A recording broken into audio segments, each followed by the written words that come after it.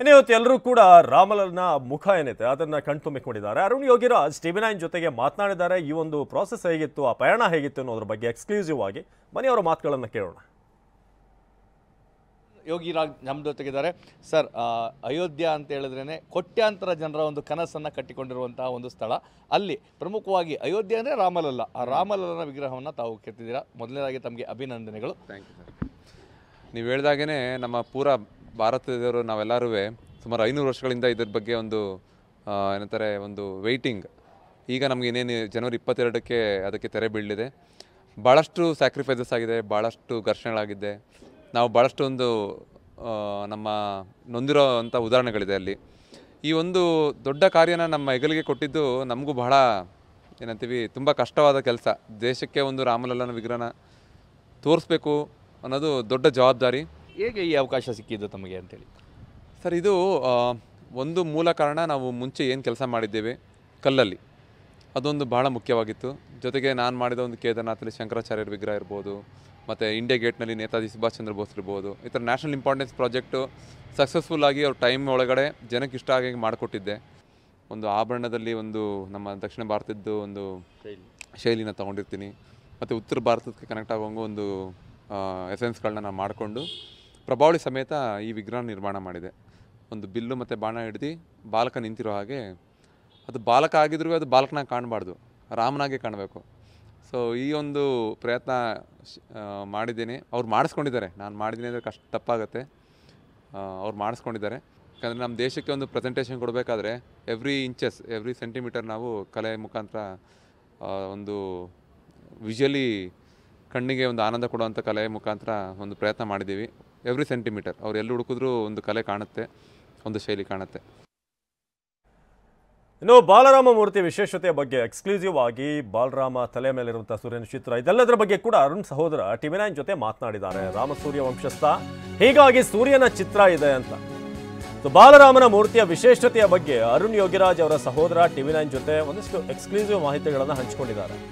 ಏನು ವಿಶೇಷತೆ ಇದೆ ಅಂತ ಟಿವಿ9ಗೆ ಅರುಣ್ ಸಹೋದರ ಸೂರ್ಯಪ್ರಕಾಶ್ ಅವರ ಮಾಹಿತಿ. ರಾಮ ಸೂರ್ಯ ವಂಶಸ್ಥ, ಹೀಗಾಗಿ ಸೂರ್ಯನ ಚಿತ್ರ ಇದೆ. ಪ್ರಭಾವಳಿ ಮೈಸೂರು ಶೈಲಿಯಲ್ಲಿದ್ದು ಎಲೆ ರೀತಿಯಾಗಿದೆ ಅಂತ ಕೂಡ ವಿವರಿಸಿದ್ದಾರೆ. ಇನ್ನು ಬಾಲರಾಮನ ಮೂರ್ತಿಯಲ್ಲಿ ರಾಮನ ದಶಾವತಾರ, ಬಲಭಾಗದಲ್ಲಿ ಆಂಜನೇಯ, ಎಡಭಾಗದಲ್ಲಿ ಗರುಡ. ಹೊಯ್ಸಳ ಶೈಲಿಯಲ್ಲಿ ಶ್ರೀರಾಮನ ಮೂರ್ತಿಯನ್ನ ಕೆತ್ತನೆ ಮಾಡಲಾಗಿದೆ. ಬಲಭಾಗದಲ್ಲಿ ಆಂಜನೇಯ, ಎಡಭಾಗದಲ್ಲಿ ಗರುಡ. ಹೊಯ್ಸಳ ಶೈಲಿಯಲ್ಲಿ ಅಲ್ಲಿ ಶ್ರೀರಾಮನ ಮೂರ್ತಿಯನ್ನ ಕೆತ್ತಲಾಗಿರುವುದು. ನಿಜವಾದ ಆಭರಣ ಹಾಕಿಕೊಂಡ ರೀತಿಯಾಗಿ ಭಾಸವಾಗುತ್ತೆ, ಹಾಗೆ ಕಾಣುತ್ತೆ ಕಣ್ಣುಗಳಿಗೆ. ಬಾಲರಾಮನ ಮೂರ್ತಿ ಪಾದ ಬಹಳ ವಿಶೇಷವಾಗಿದೆ. ನೀವು ಅದನ್ನು ಮುಟ್ಟಿದಾಗ ಬಾಲಕನ ಪಾದ ಮುಟ್ಟಿದಂಥ ಅನುಭವ ಆಗುತ್ತೆ ಅಂತ ಟಿವಿ9 ಜೊತೆ ಎಕ್ಸ್ಕ್ಲೂಸಿವ್ ಮಾಹಿತಿಯನ್ನ ಅರುಣ್ ಯೋಗಿರಾಜ್ ಅವರ ಸಹೋದರ ವಿವರಿಸಿದ್ದಾರೆ. ಮನೆ ಬಗ್ಗೆ ಏನು ಹೇಳಿದ್ದಾರೆ ನೋಡೋಣ. ಮೂರ್ತಿಯ ವಿಶೇಷತೆ ಏನಂತಂದರೆ, ಒಂದು ಶಿರದಲ್ಲಿ ಸೂರ್ಯನ ಒಂದು ವಿಗ್ರಹವನ್ನು ಮಾಡಿದ್ದಾರೆ. ಯಾಕೆಂದರೆ ಸೂರ್ಯ ವಂಶಸ್ಥರಾದಂಥ ರಾಮರು ಅದನ್ನು ಒಂದು ಮಾಡಿರುವಂಥದ್ದು ವಿಶೇಷ. ಹಾಗೂ ಪ್ರಭಾವಳಿಯಲ್ಲಿ ಮೈಸೂರಿನ ಶೈಲಿಯಲ್ಲಿ ಪ್ರಭಾವಳಿ ಅಂದರೆ ನಾವು ಎಲೆ ಅಂತ ಏನು ಕರಿತೀವಿ, ಆ ಎಲೆಗಳನ್ನು ಹಾಕಿರುವಂಥದ್ದು. ಜೊತೆಗೆ ಒಂದು ದಶಾವತಾರ ಇದೆ. ದಶಾವತಾರದಲ್ಲಿ ಕೂರ್ಮ ಹಾಗೂ ಮತ್ಸ್ಯ ಹಾಗೂ ವಾಮನ, ಬುದ್ಧ, ಕೃಷ್ಣ, ಪರಶುರಾಮ, ಕಲ್ಕಿ ಹಾಗೂ ಆಂಜನೇಯರು ಬಲಭಾಗದಲ್ಲಿ ಕೈ ಮುಗಿದು ನಿಂತಿರುವಂಥದ್ದು, ಎಡಭಾಗದಲ್ಲಿ ಗರುಡರು ನಿಂತಿರುವಂಥದ್ದು ವಿಶೇಷವಾಗಿ ಮಾಡಿರುವಂಥದ್ದು. ಹಾಗೂ ಕೂಡ ಆನೆಯ ಮುಖದ ಮೇಲೆ ಮಕರ ವ್ಯಾಳಿಯನ್ನು ಮಾಡಿದ್ದಾರೆ. ತುಂಬ ಅದ್ಭುತವಾಗಿ ಮೂಡಿಬಂದಿದೆ ಒಂದು ಕೆತ್ತನೆ ಕೆಲಸ. ಈ ಒಂದು ಕೆತ್ತನೆ ಮಾಡಿದಂಥ ನನ್ನ ತಮ್ಮನಾದಂಥ ಅರುಣ್ ಹಾಗೂ ಅವರ ತಂಡದವರಿಗೆ ಒಂದು ಅಣ್ಣನಾಗಿ, ಕುಟುಂಬದ ಪರವಾಗಿ, ಮೈಸೂರಿಗರ ಪರವಾಗಿ ಅಭಿನಂದನೆಗಳು ಹಾಗೂ ಧನ್ಯವಾದಗಳನ್ನ ಹೇಳೋಕ್ಕೆ ಇಷ್ಟಪಡ್ತೀನಿ. ಮೂರ್ತಿಯ ವಿಶೇಷತೆ ಏನಂತಂದರೆ, ಒಂದು ಶಿರದಲ್ಲಿ ಸೂರ್ಯನ ಒಂದು ವಿಗ್ರಹವನ್ನು ಮಾಡಿದ್ದಾರೆ. ಯಾಕೆಂದರೆ ಸೂರ್ಯ ವಂಶಸ್ಥರಾದಂಥ ರಾಮರು ಅದನ್ನು ಒಂದು ಮಾಡಿರುವಂಥದ್ದು ವಿಶೇಷ. ಹಾಗೂ ಪ್ರಭಾವಳಿಯಲ್ಲಿ ಮೈಸೂರಿನ ಶೈಲಿಯಲ್ಲಿ ಪ್ರಭಾವಳಿ ಅಂದರೆ ನಾವು ಎಲೆ ಅಂತ ಏನು ಕರಿತೀವಿ, ಆ ಎಲೆಗಳನ್ನು ಹಾಕಿರುವಂಥದ್ದು. ಜೊತೆಗೆ ಒಂದು ದಶಾವತಾರ ಇದೆ. ದಶಾವತಾರದಲ್ಲಿ ಕೂರ್ಮ ಹಾಗೂ ಮತ್ಸ್ಯ ಹಾಗೂ ವಾಮನ, ಬುದ್ಧ, ಕೃಷ್ಣ, ಪರಶುರಾಮ, ಕಲ್ಕಿ ಹಾಗೂ ಬಾಲರಾಮನ ಮೂರ್ತಿ ಇನ್ನೂ ಪರಿಪೂರ್ಣವಾಗಿಲ್ಲ. ಟಿವಿ9ಗೆ ಅರುಣ್ ಸಹೋದರ ಸೂರ್ಯಪ್ರಕಾಶ್ ಅವರು ಮಾಹಿತಿಯನ್ನು ಕೊಟ್ಟಿದ್ದಾರೆ. ದೃಷ್ಟಿ ನೀಡುವುದು ಶಿಲ್ಪಿಯ ಅಂತಿಮ ಕೆಲಸವಾಗಿದೆ, ಇನ್ನೂ ಕೂಡ ಪರಿಪೂರ್ಣವಾಗಿ ಇಲ್ಲ. ದೃಷ್ಟಿ ನೀಡುವಂಥದ್ದು ಅಂತಿಮ ಕೆಲಸ. ಪ್ರಾಣ ಪ್ರತಿಷ್ಠಾಪನೆಯ ದಿನ ಶಿಲ್ಪಿ ಉಪವಾಸದಲ್ಲಿರ್ತಾರೆ ಅಂತ ತಿಳಿಸಿದ್ದಾರೆ. ಮೂರ್ತಿಗೆ ದೃಷ್ಟಿ ನೀಡುವಂತಹ ಶಿಲ್ಪಿ ಮನಸ್ಸು ಸ್ಪಷ್ಟವಾಗಿರಬೇಕು. ದೃಷ್ಟಿ ನೀಡುವಂತಹ ಸಂದರ್ಭದಲ್ಲಿ ಬಿಲ್ಲು ಬಾಣ ಹಾಕಿದಾಗಲೇ ಮೂರ್ತಿ ಪೂರ್ಣವಾಗುವುದು ಅಂತ ಕೂಡ ಸಹೋದರ ಸೂರ್ಯಪ್ರಕಾಶ್ ಅವರು ಹೇಳಿದ್ದಾರೆ. ಬಲಗೈನ 2 ಬೆರಳಿನಲ್ಲಿ ಬಾಣವನ್ನ ಹಿಡಿದಿರ್ತಾನೆ. ಬಾಣವನ್ನ ಹಿಡಿದಿರುವಂತದ್ದು ಇರುತ್ತೆ. ಎಡಗೈನಲ್ಲಿ ಬಾಲರಾಮನ ಬಿಲ್ಲು ಹಿಡಿದಿರುವಂತಹ ಶೈಲಿ ಇದೆ. ಜನವರಿ 22ರಂದು ಮೂರ್ತಿಗೆ ಶಕ್ತಿ ತುಂಬುವಂತ ಕೆಲಸ ಆಗುತ್ತೆ.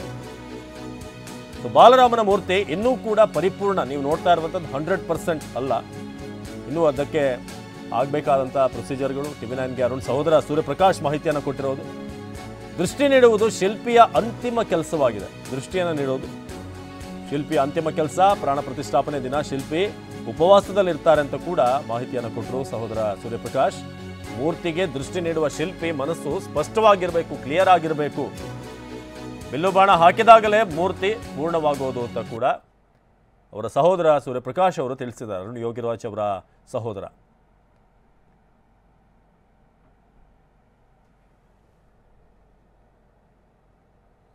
ಇದು ಶ್ರೀರಾಮನ ಬಗ್ಗೆ, ರಾಮಲಲ್ಲಾ ಮೂರ್ತಿಯ ಬಗ್ಗೆ ವಿಶೇಷವಾಗಿ ಒಂದಷ್ಟು ಡಿಟೇಲಿಂಗ್ ಅನ್ನು ನೀಡಿದರು ಅರುಣ್ ಯೋಗಿರಾಜ್ ಅವರ ಸಹೋದರ.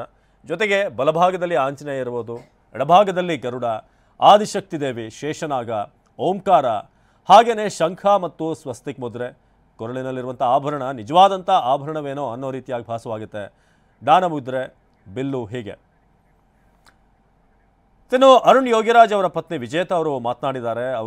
ಅವರ ಸಾಧನೆ ಬಗ್ಗೆ ಹೆಮ್ಮೆ ಪಟ್ಟಿದ್ದಾರೆ. ಬನ್ನಿ ಏನು ಹೇಳಿದ್ರು ಟಿವಿ9 ಜೊತೆ ಎಕ್ಸ್ಕ್ಲೂಸಿವ್ ಆಗಿ ಬನ್ನಿ ನೋಡೋಣ.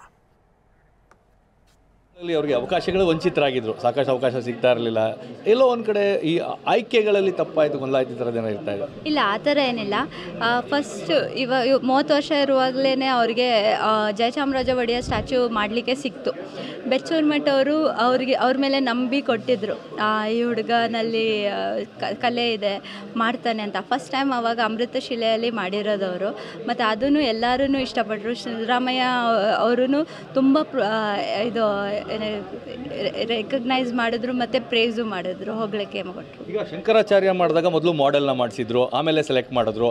ಸುಭಾಷ್ ಚಂದ್ರ ಬೋಸ್ಗೂ ಮಾಡೆಲ್ ಆಗಿತ್ತು, ಆಮೇಲೆ ಸೆಲೆಕ್ಟ್ ಮಾಡಿದ್ರು. ಆದರೆ ರಾಮಲಲ್ಲ ನೇರವಾಗಿ 3 ಜನ ಆ ಮೂಲ ಒಂದು ರಾಮಲಲ್ಲನೇ ಮಾಡಿದ್ರು. ಎಲ್ಲೋ ಒಂದು ಕಡೆ ಆತಂಕ ಆಯ್ತಾ ಅದು ಅಂತ? ಆತಂಕ ಗೊತ್ತಿಲ್ಲ ನನಗೆ, ಅದು ಅರುಣ್ಗೆ ಕೇಳಬೇಕು. ಬಟ್ ಅರುಣ್ಗೆ ಕಲ್ಲು ಅವ್ರ ಮಾತು ಕೇಳ್ತಿದೆ ಅಂತ ನಂಬಿಕೆ ಇದೆ ನನಗೆ. ಯಾಕಂದರೆ ಅವ್ರ ಕೈಯಲ್ಲಿ ಆ ತಾಕತ್ತಿದೆ ಮತ್ತು ಆ ಇದು ಇದೆ. ಅವರ ಇದು ಏನು ಶಿಲೆ ತಗೊಂಡ್ರು ಅದು ಸುಂದರವಾಗೇ ಮೂಡಿ ಬರ್ತದೆ. ಅರುಣ್ ಅವರು ಸದಾ ಒಂದು ಮಾತನ್ನು ಹೇಳ್ತಾರೆ, ಅಂದರೆ ನಾನು ಏನೇ ಕೆಲಸ ಮಾಡಬೇಕಾದ್ರೆ ಉಳಿಯನ್ನು ಹಿಡಿದು ಕೂತ್ಕೋತೀನಿ, ಅವರೇ ಕೆತ್ತಿಸ್ಕೋತಾರೆ. ಶಂಕರಾಚಾರ್ಯರು ಅವರೇ ಕೆತ್ತಿಸ್ಕೊಂಡ್ರು, ಸುಭಾಷ್ ಚಂದ್ರ ಬೋಸ್ ಅವರೇ ಕೆತ್ತಿಸ್ಕೊಂಡ್ರು, ರಾಮಲಲ್ಲಾನು ಸಹ ಆತನೇ ಕೆತ್ತಿಸ್ಕೊಂಡಿದ್ದು ಅಂತೇಳಿ ತಮ್ಮ ಹತ್ರ ಹಂಚ್ಕೊಂಡಿದ್ದಾರೆ. ಅದೇ ಅವ್ರಿಗೆ ದೇವಬಲ ಇದೆ ಅಂತ ನಾನು ನಂಬಿದ್ದೀನಿ. ಅವ್ರಿಗೆ ದೇವರು ಕಾಣಿಸ್ಕೊಳ್ತಾರೆ ಅಂತ ಅಂದ್ಕೊಂಡಿದ್ದೀನಿ. ಅದಕ್ಕೆ ಅಷ್ಟು ಸುಂದರವಾಗಿ ಮೂಡಿ ಬರೋದು ಅವ್ರದ್ದು ವಿಗ್ರಹಗಳು. ಕೋಟ್ಯಾಂತರ ಜನರ ಕನಸನ್ನು ನನಸು ಮಾಡಿದ್ದಾರೆ. ಮುಂದೆ ಹೇಗೆ? ಮುಂದೆ ದೇವರು ಹೇಗೆ ಕರ್ಕೊಂಡು ಹೋಗ್ತಾರೆ ಹಾಗೆ ನಮ್ಮ ಜೀವನ. ಇದು ಇಷ್ಟು ಪ್ರೀತಿ ಸಿಗ್ತದೆ, ಎಲ್ಲರೂ ಅಭಿಮಾನ ಮತ್ತು ಬ್ಲೆಸ್ಸಿಂಗ್ಸ್ ಜೊತೆ ಮನೆಗೆ ಬರುವಾಗ ತುಂಬ ಖುಷಿ ಆಗ್ತದೆ.